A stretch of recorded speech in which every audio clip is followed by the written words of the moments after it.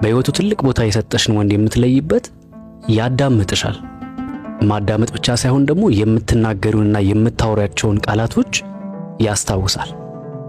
በህይወቱ ትልቅ ስፍራ የሚሰጥሽ አንድ ወንድ አንቺ የምትናገሪያቸውን ነገሮች ጠንቅቆ ያውቃል፣ ያዳምጥሻል በስርዓት ቁጭ ብሎ። ማዳመጥ ብቻ ሳይሆን ደግሞ የምትናገሪያቸውን እና የተናገርሻቸውን ንግግሮች ደግሞ ያስታውሳል። ምንም ነገር አያመልጠውም። ስለዚህ የመጀመሪያ በህይወቱ ትልቅ ቦታ የሰጠሽን ወንድ የምትለይበት የመጀመሪያው ይሄ ነው። ያዳምጥሻል፣ ደግሞም የምትናገሪያቸውን ቃላቶች ያስታውሳል ማለት ነው። ሁለተኛው ደግሞ አብሮሽ ጊዜ ያሳልፋል፣ እንዲሁም ደግሞ ጊዜ ይሰጥሻል። በነገራችን ላይ በዚህ አጋጣሚ አንድ ነገር ልበላችሁ።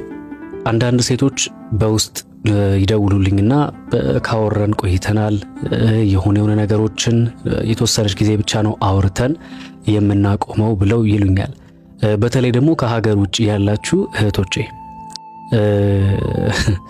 ወንድ ልጅ ቦታ ሲሰጥሽና ሲያፈቅርሽ ወይም ደግሞ በህይወቱ ትልቅ ቦታ ካለሽ ጊዜ ይሰጥሻል። ይሄን እንዳትረሽ። በምንም አይነት መንገድ ምንም አይነት ሁኔታ ውስጥ ቢሆን ለአንቺ ጊዜ ከመስጠት ወደ ኋላ አይልም። ስለዚህ ጊዜ ይሰጥሻል፣ አብሮሽ ጊዜ ያሳልፋል ማለት ነው። ሶስተኛ መከፈል ያለበትን ዋጋ ይከፍላል። ትንንሽ ነገሮችን ቢሆኑ ማለት ነው። አንቺን ለማስደሰት አንቺን የተሻለ ቦታ እንድትደርሺ መከፈል ያለበትን ዋጋ ይከፍላል።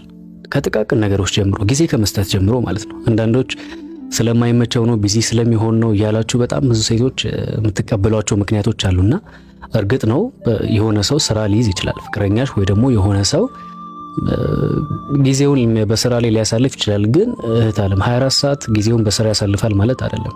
የተወሰነ የሆነ ጋፕ ይኖረዋል። የሆነ ጋፕ በሚኖርበት ታይም ላይ መከፈል ያለበትን ዋጋ ከፍሎ ጊዜ ሊሰጥሽ ጥረት ያደርጋል። ስለዚህ በሶስተኛ ደረጃ ትልቅ ዋጋ የሰጥሽን ወንድ የምታውቂበት በዚህ ነው ማለት ነው። ጊዜ ይሰጥሻል፣ መከፈል ያለበትን ዋጋ ጥቃቅን ነገሮችን ቢሆንም ዋጋ ይከፍላል ማለት ነው። አራተኛው አብረሹ በማትሆኝበት ጊዜ ትናፍቂዋለሽ። ስላንቺ ያስባል፣ ስላንቺ ይጨነቃል። እንዴት ሆነች፣ ምን አይነት ሁኔታ ላይ ትገኛለች፣ ይደውላል ማለት ነው። በሌላ አማርኛ ቴክስት ያደርግልሻል። የኔ ፍቅር፣ የኔ ውድ እንዴት ነሽ? ደህና ነሽ ወይ? ሁሉ አማን ነው ወይ? ምሳ ተበላ ወይ? ቁርስ ተበላ ወይ? እንዴት ነው ስራ፣ ውሎሽ፣ ትምህርት፣ ክላስ፣ በቃ እያንዳንዱ ነገሮችን ቼክ ያደርጋል ማለት ነው። ይሄን የሚያደርገው ለምንድን ነው? አብረሹ በማትሆኝ ጊዜ ስላንቺ ስለሚያስብ ምን ትይዋለሽ? ትናፍቂዋለሽ። ስለዚህ ጠይቁ።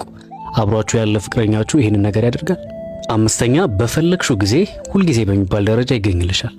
ሁልጊዜ በሚባል ደረጃ ይገኝልሻል ማለት ቢዚ ሆኖ ወይ ስራ ላይ ሆኖ ምናምን ይመጣል ማለት ያልኩሽ አይደለም። ግን በቃ ላይ ይጨነቃል። የኔ ፍቅር ስራ ላይ ሆኜ ነው ወይ ደግሞ ነገር እያከናወንኩኝ ነው፣ ምን ፈለግሽ፣ ምን ላግዝሽ፣ ምን ልርዳሽ እያለ ያለው ነገር ያሳውቅሻል። ስለዚህ በቻለው አቅም አንቺ በምትፈልጊው ታይሞች ላይ ሊገኝልሽ ጥረት ያደርጋል። እንድትጠይቁ የምፈልገው ይገኝልሻል ወይ ነው። አንቺ በምትፈልጊው ሰዓት አብሮሽ ይኖራል ወይ፣ አብሮሽ ይሆናል ወይ ነው ጥያቄው። ስለዚህ በህይወቱ ላይ ትልቅ ቦታ የሰጠሽና ዋጋ ያለው ወንድ እንደዚህ አይነት ነገር ያደርጋል ማለት ነው። ምን ቦታ ይሰጥሻል? ጊዜ ይሰጥሻል። ስድስተኛ